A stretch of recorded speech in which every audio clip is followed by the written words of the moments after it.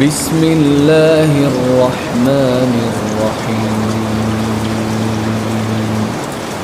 ألف لام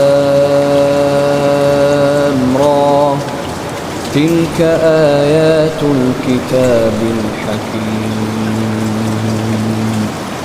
أكان للناس عجبا أن أوحينا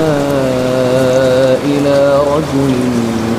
منهم أن أنذر الناس وبشر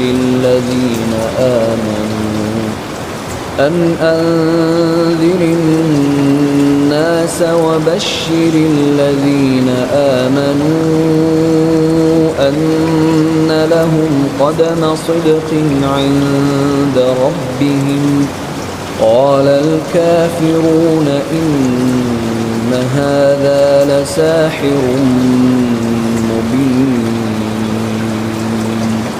إن ربكم الله الذي خلق السماوات والأرض في 6 أيام ثم استوى على العرش يدبر الأمر ما من شفيع إلا من بعد إذنه ذلكم الله ربكم فاعبدوه أفلا تذكرون. إليه مرجعكم جميعا وعد الله حقا إنه يبدأ الخلق ثم يعيده ليجزي الذين آمنوا وعملوا الصالحات بالقسط والذين كفروا لهم شراب من حميم وعذاب أليم بما كانوا يكفرون. هو الذي جعل الشمس ضياء والقمر نورا وقدره منازل لتعلموا عدد السنين والحساب. ما خلق الله ذلك إلا بالحق يفصل الآيات لقوم يعلمون. إن في اختلاف الليل والنهار وما خلق الله في السماوات والأرض لآيات لقوم يتقون. إن الذين لا يرجون لقاءنا ورضوا بالحياة الدنيا واطمأنوا بها والذين هم عن آياتنا غافلون أولئك مأواهم النار بما كانوا يكسبون. إن الذين آمنوا وعملوا الصالحات يهديهم ربهم بإيمانهم تجري من تحتهم الأنهار في جنات النعيم دعواهم فيها سبحانك اللهم وتحيتهم فيها سلام وآخر دعواهم أن الحمد لله رب العالمين. ولو يعجل الله للناس الشر استعجالهم بالخير لقضي إليهم أجلهم فنذر الذين لا يرجون لقاءنا في طغيانهم يعمهون. وإذا مس الإنسان الضر دعانا لجنبه قاعدا أو قائما فلما كشفنا عنه ضره مر كأن لم يدعنا إلى ضر مسه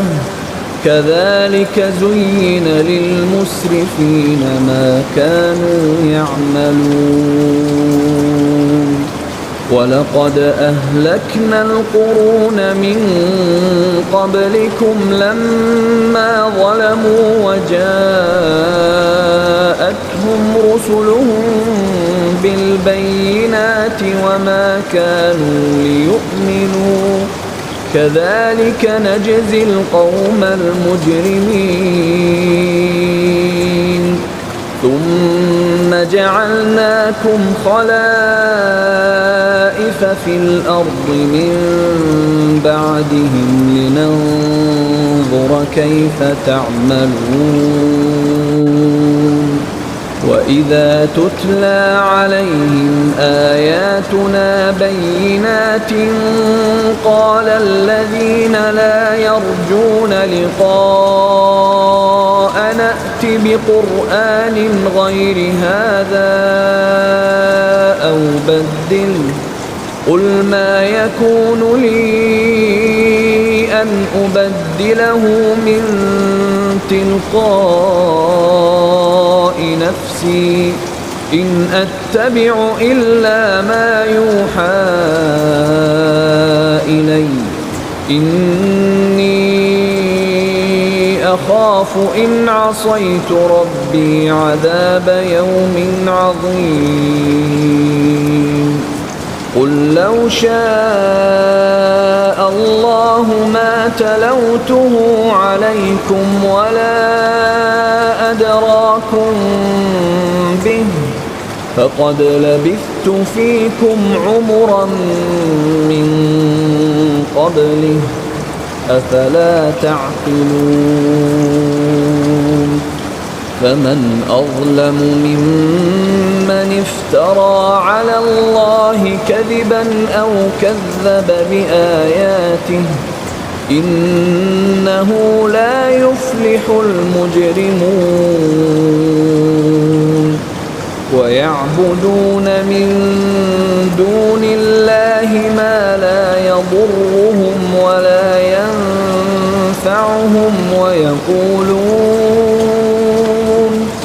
ويقولون هؤلاء شفعاؤنا عند الله قل أتنبئون الله بما لا يعلم في السماوات ولا في الأرض سبحانه وتعالى عما يشركون وما كان الناس إلا أمة واحدة فاختلفوا ولولا كلمة سبقت من ربك لقضي بينهم فيما فيه يختلفون ويقولون لولا أنزل عليه آية من ربه فقل إنما الغيب لله فانتظروا إني معكم من المنتظرين وإذا أذقنا الناس رحمة من بعد ضراء مستهم إذا لهم مكر في آياتنا قل الله أسرع مكرا إن رسلنا يكتبون ما تمكرون هو الذي يسيركم في البر والبحر حتى إذا كنتم كنتم في الفلك وجرين بهم بريح طيبة وفرحوا بها جاءتها ريح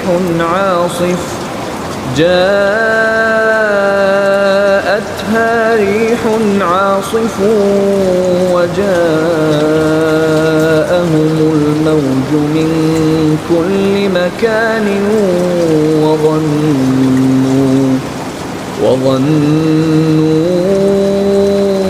أنهم أحيط بهم دعوا الله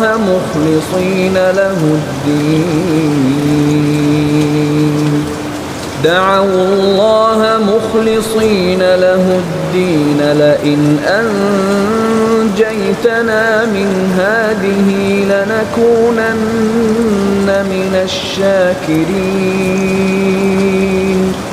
فلما أنجاهم إذا هم يبغون في الأرض بغير الحق يا أيها الناس إنما بغيكم على أنفسكم متاع الحياة الدنيا ثم إلينا مرجعكم فننبئكم بما كنتم تعملون إنما مثل الحياة الدنيا كماء أنزلناه من السماء فاختلط به نبات الأرض مما يأكل الناس والأنعام حتى إذا أخذت الأرض زخرفها وزينت وظن أهلها أنهم قادرون عليها أتاها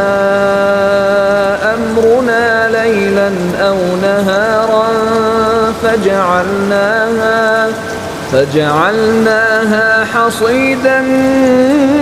كأن لم تغن بالأمس كذلك نفصل الآيات لقوم يتفكرون والله يدعو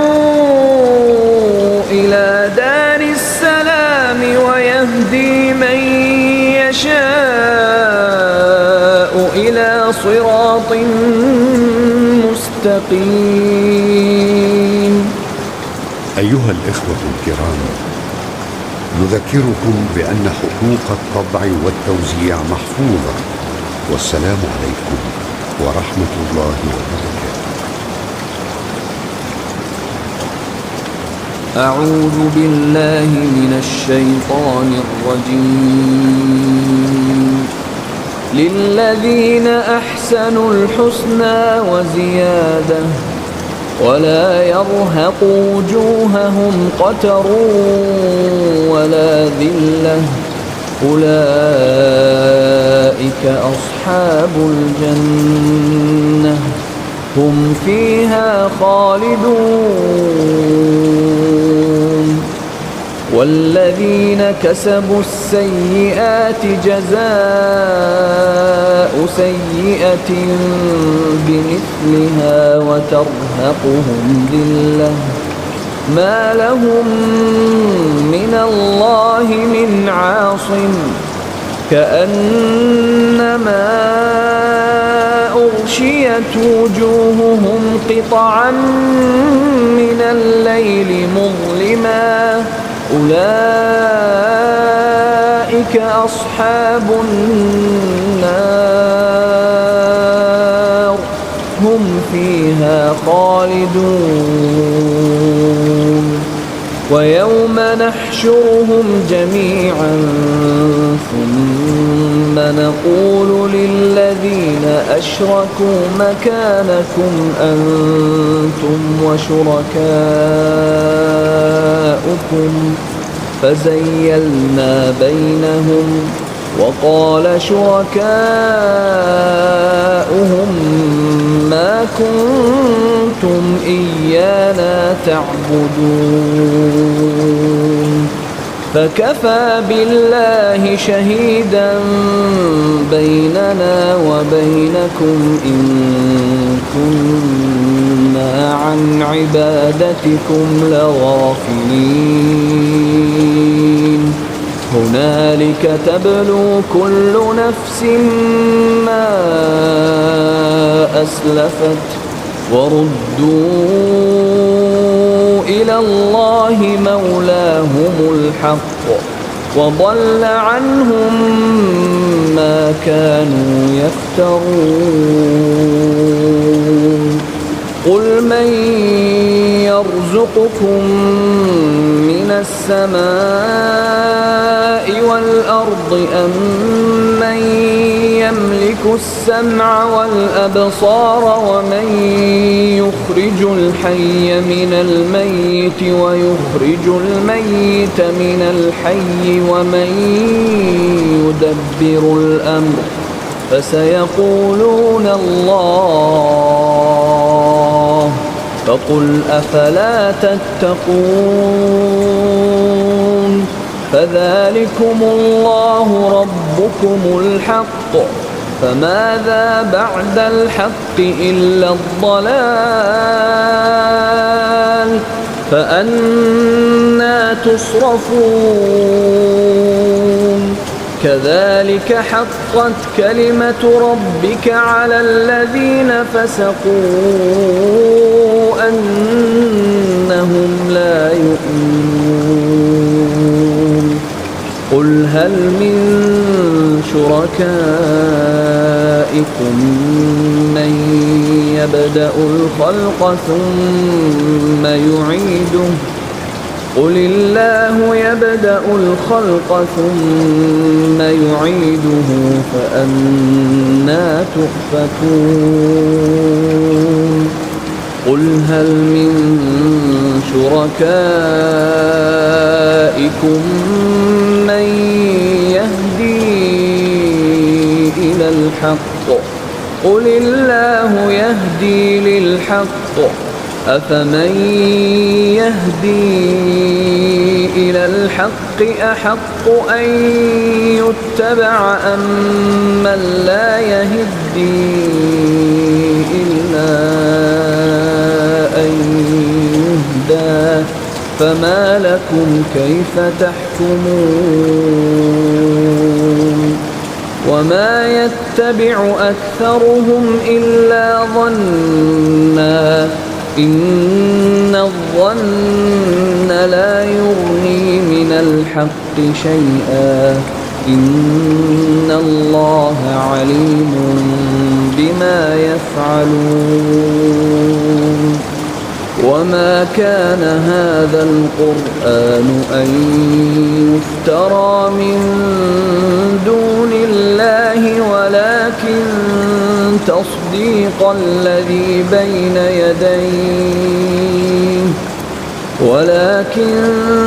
تصديق الذي بين يديه وتفصيل الكتاب لا ريب فيه من رب العالمين أم يقولون افتراه قل فأتوا بسورة مثله وادعوا من استطعتم من دون الله إن كنتم صادقين بل كذبوا بما لم يحيطوا بعلمه ولما يأتهم تأويله كذلك كذب الذين من قبلهم فانظر كيف كان عاقبة الظالمين ومنهم من يؤمن به ومنهم من لا يؤمن به وربك أعلم بالمفسدين وإن كذبوك فقل لي عملي ولكم عملكم أنتم بريئون مما أعمل وأنا بريء مما تعملون ومنهم من يستمعون إليك أفأنت تسمع الصم ولو كانوا لا يعقلون ومنهم من ينظر إليك أفأنت تهدي العمي ولو كانوا لا يبصرون إن الله لا يظلم الناس شيئا ولكن الناس أنفسهم يظلمون ويوم يحشرهم كأن لم يلبثوا إلا ساعة من النهار يتعارفون بينهم قد خسر الذين كذبوا بلقاء الله وما كانوا مهتدين وإما نرينك بعض الذي نعدهم أو نتوفينك فإلينا مرجعهم ثم الله شهيد على ما يفعلون ولكل أمة رسول فإذا جاء رسولهم قضي بينهم بالقسط وهم لا يظلمون ويقولون متى هذا الوعد إن كنتم صادقين قل لا أملك لنفسي ضرا ولا نفعا إلا ما شاء الله لكل أمة أجل إذا جاء أجلهم فلا يستأخرون ساعة ولا يستقدمون قل أرأيتم إن أتاكم عذابه بياتا أو نهارا ماذا يستعجل منه المجرمون أثم إذا ما وقع آمنتم به الآن وقد كنتم به تستعجلون ثم قيل للذين ظلموا ذوقوا عذاب الخلد هل تجزون إلا بما كنتم تكسبون ويستنبئونك أحق هو قل إي وربي إنه لحق وما أنتم بمعجزين ولو أن لكل نفس ظلمت ما في الأرض لافتدت به وأسروا الندامة لما رأوا العذاب وقضي بينهم بالقسط وهم لا يظلمون ألا إن لله ما في السماوات والأرض ألا إن وعد الله حق ولكن أكثرهم لا يعلمون هو يحيي ويميت وإليه ترجعون يا أيها الناس قد جاءتكم موعظة من ربكم وشفاء لما في الصدور وهدى ورحمة للمؤمنين قل بفضل الله وبرحمته فبذلك فليفرحوا هو خير مما يجمعون قل أرأيتم ما أنزل الله لكم من رزق فجعلتم منه حراما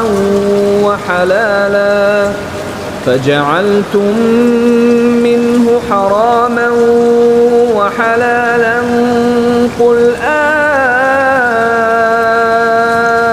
الله أذن لكم أم على الله تفترون وما ظن الذين يفترون على الله الكذب يوم القيامة إن الله لذو فضل على الناس ولكن أكثرهم لا يشكرون وما تكون في شأن وما تتلو منه من قرآن ولا تعملون من عمل إلا كنا عليكم شهودا إذ تفيضون فيه وما يعزب عن ربك من مثقال ذرة في الأرض ولا في السماء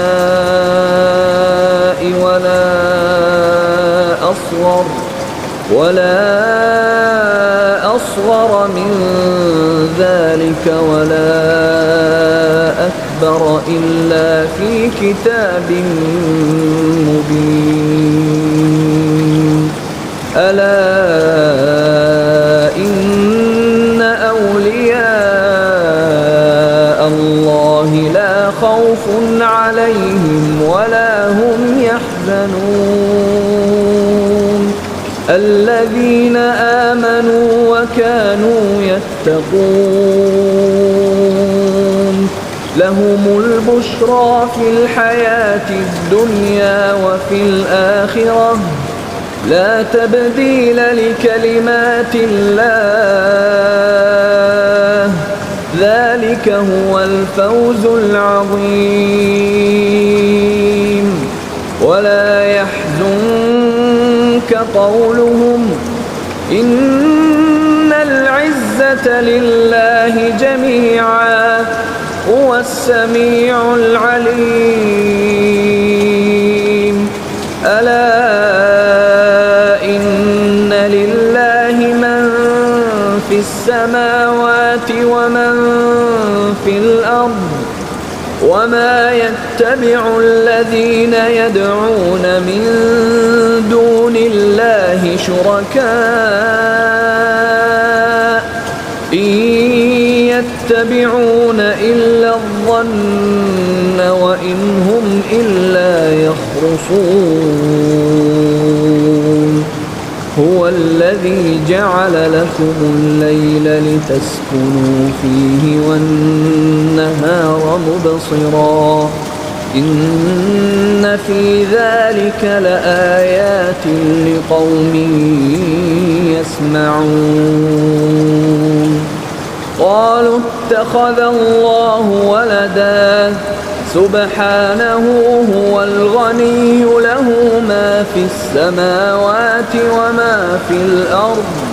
إن عندكم من سلطان بهذا أتقولون على الله ما لا تعلمون قل إن الذين يفترون على الله الكذب لا يفلحون متاع في الدنيا ثم إلينا مرجعهم ثم نذيقهم العذاب الشديد بما كانوا يكفرون واتل عليهم نبأ نوح إذ قال لقومه يا قوم إن كان كبر عليكم مقامي وتذكيري بآيات الله فعلى الله توكلت فأجمعوا أمركم وشركاءكم ثم لا يكن أمركم عليكم غمة ثم قضوا إلي ولا تنظرون فإن توليتم فما سألتكم من أجر إن أجري إلا على الله وأمرت أن أكون من المسلمين فكذبوه فنجيناه ومن معه في الفلك وجعلناهم خلائف وأغرقنا الذين كذبوا بآياتنا فانظر كيف كان عاقبة المنذرين ثم بعثنا من بعده رسلا إلى قومهم فجاءوهم بالبينات فما كانوا ليؤمنوا بما كذبوا به من قبل كذلك نطبع على قلوب المعتدين ثم بعثنا من بعدهم موسى وهارون إلى فرعون وملئه بآياتنا فاستكبروا وكانوا قوما مجرمين فلما جاءهم الحق من عندنا قالوا إن هذا لسحر مبين قال موسى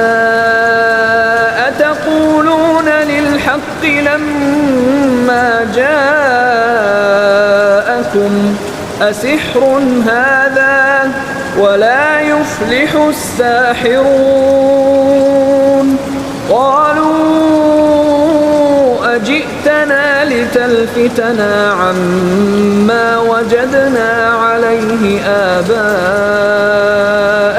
وتكون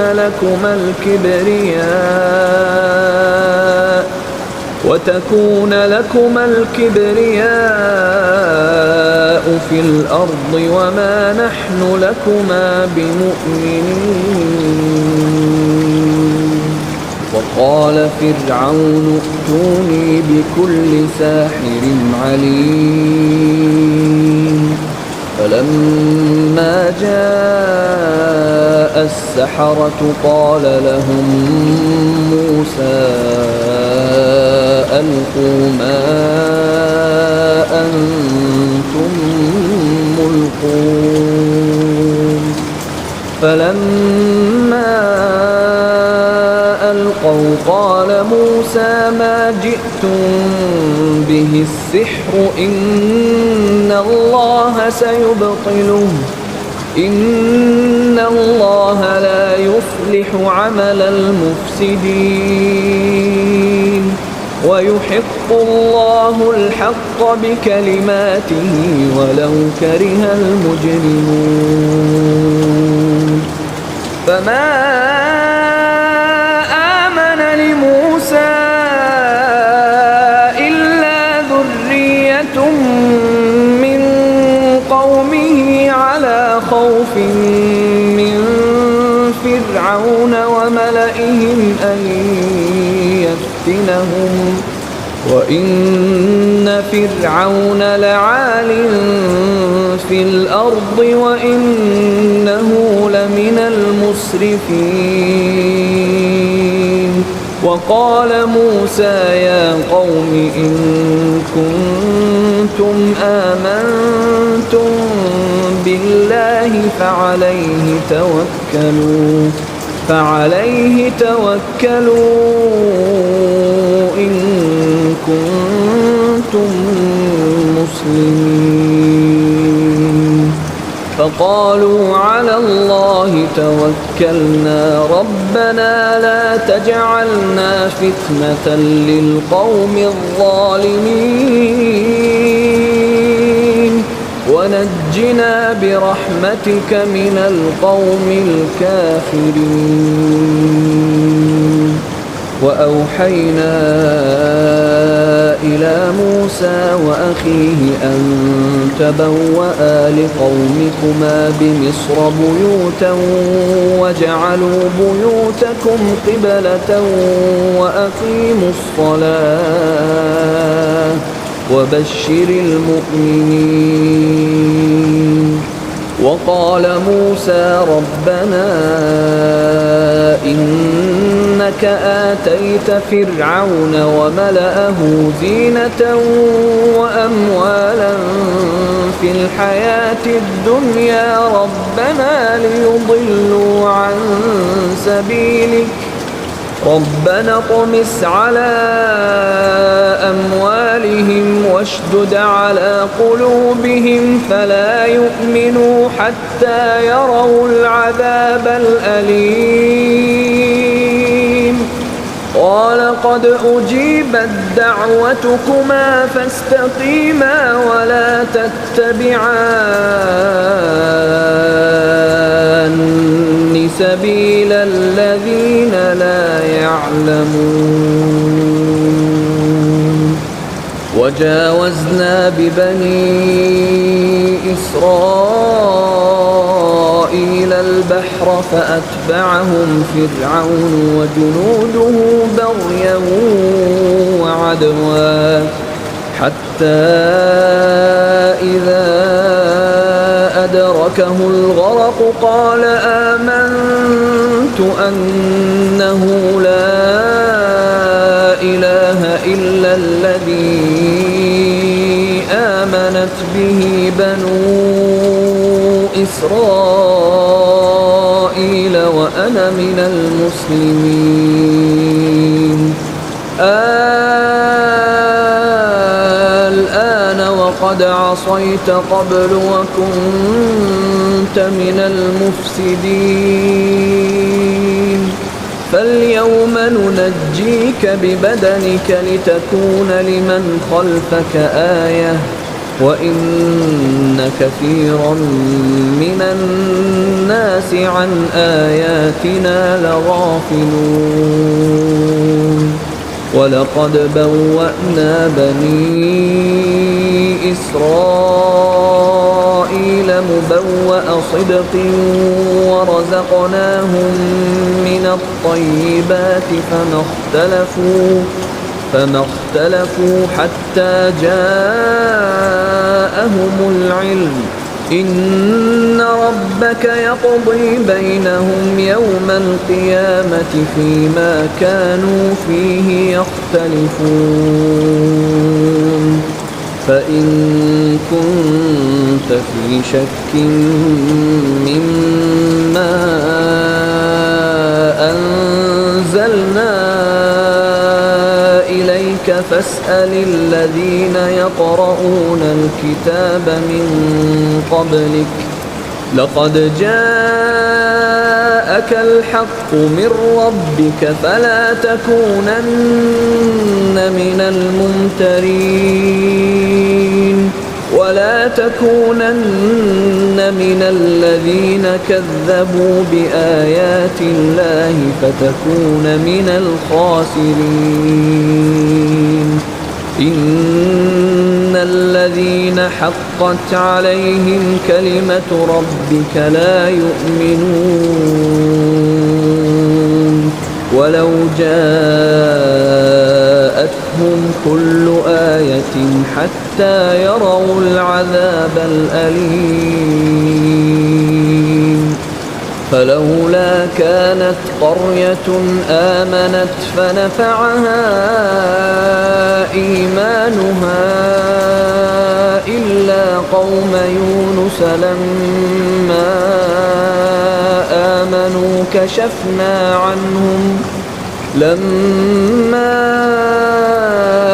آمنوا كشفنا عنهم عذاب الخزي في الحياة الدنيا ومتعناهم إلى حين ولو شاء ربك لآمن من في الأرض كلهم جميعا أفأنت تكره الناس حتى يكونوا مؤمنين وما كان لنفس أن تؤمن إلا بإذن الله ويجعل الرجس على الذين لا يعقلون قل انظروا ماذا في السماوات والأرض وما تغني الآيات والنذر عن قوم لا يؤمنون فهل ينتظرون إلا مثل أيام الذين خلوا من قبلهم قل فانتظروا إني معكم من المنتظرين ثم ننجي رسلنا والذين آمنوا كذلك حقا علينا ننجي المؤمنين قل يا أيها الناس إن كنتم في شك من ديني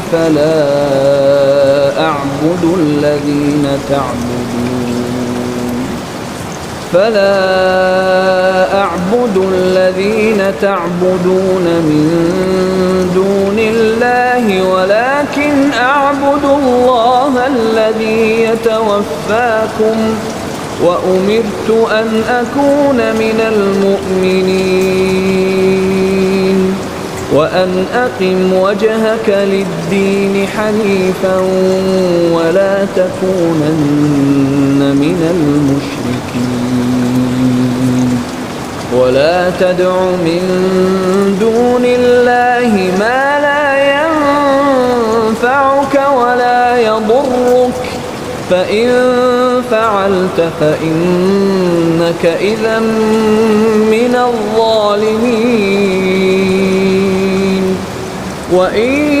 يمسسك الله بضر فلا كاشف له إلا هو وإن يردك بخير فلا راد لفضله يصيب به من يشاء من عباده وهو الغفور الرحيم قل يا أيها الناس قد جاءكم الحق من ربكم فمن اهتدى فإنما يهتدي لنفسه ومن ضل فإنما يضل عليها وما أنا عليكم بوكيل واتبع ما يوحى إليك واصبر حتى يحكم الله وهو خير الحاكمين.